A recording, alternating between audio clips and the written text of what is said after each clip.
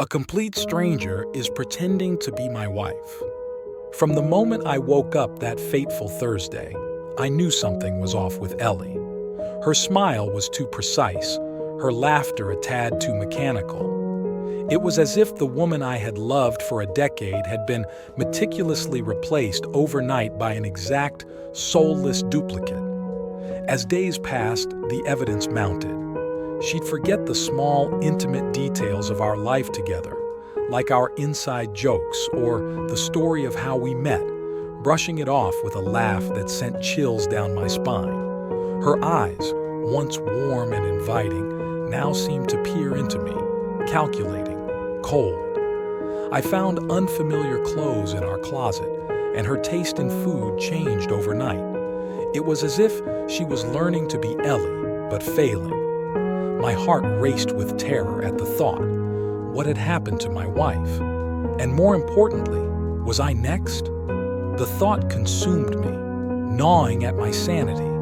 I had to act, to escape, to save myself from being replaced by whatever entity had taken Ellie. The morning jog was our routine, a path through the quiet woods near our home. It was there I decided to confront this imposter. As we ran, the silence between us was suffocating. Then, as the sun began to rise, casting long shadows between the trees, I stopped, facing her. The imposter smiled Ellie's smile, but I wasn't fooled. "Milo, you're scaring me," the imposter Ellie said. In a moment of pure terror and desperation, I did what I thought I had to do. I attacked, plunging the knife into her, again and again, until the imposter lay motionless, her blood staining the leaves. I stumbled back, panting, the reality of my actions crashing down on me. I returned home in a daze, setting fire to the life we had built together, trying to erase the existence of the entity that had dared to replace my Ellie. As the flames engulfed our home, I waited outside for the police, the fire reflecting in my empty gaze. The standoff with the police was brief but tense. Cornered and desperate, I almost welcomed the end, but they took me alive, demanding answers I didn't have. The explanation from the psychiatrists is like a slap in the face. Capgras syndrome, they said, a delusion that loved ones have been replaced by imposters. But how could they not see? This wasn't a delusion, it was survival. They tried to convince me, to show me evidence, but I knew better. Ellie was gone, taken from me, and I was alone in a world that refused to see the truth. The days blended together in the sterile, suffocating environment of the padded cell. The monotony was broken only by the visits from doctors who spoke to me with feigned empathy, their eyes betraying their true thoughts. They saw me as a case study, a man lost to his own mind.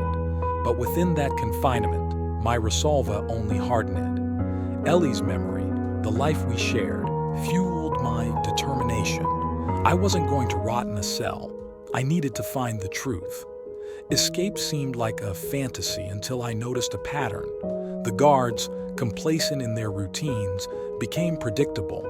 There was a brief window during shift changes when their attention wavered. I started feigning progress, engaging more with the staff, slowly earning their trust, and with it, a slight relaxation of their vigilance. One evening, as the guards changed shifts, I seized my moment. Using a makeshift blade I had hidden away, I managed to unlock the door. The halls were dimly lit, the majority of the staff focused on the more troubled patients. Moving with a quiet desperation, I navigated through the maze of corridors, blending into a group of night shift workers to avoid detection. The exit loomed ahead, a beacon of freedom. Then, out of the shadows, an orderly stepped into my path, a young man whose face flickered with recognition and alarm at my presence. "Hey, you shouldn't be here," he shouted. Without thinking, I lunged forward, my crude weapon in my hand finding its mark. A gasp escaped him as he stumbled back, clutching at his side, shock and betrayal in his eyes. I didn't pause to see him fall. With a racing heart, I pushed through the doors into the cool night air, disappearing into the shadows.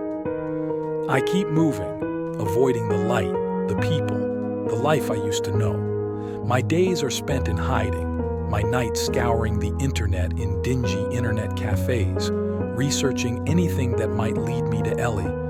I wear my anonymity like armor, always aware that one slip could send me back to the confines of that cell. They say I'm a madman, a killer, but I know the truth. I did what I had to do, and if I had the chance, I'd do it all over again, for Ellie.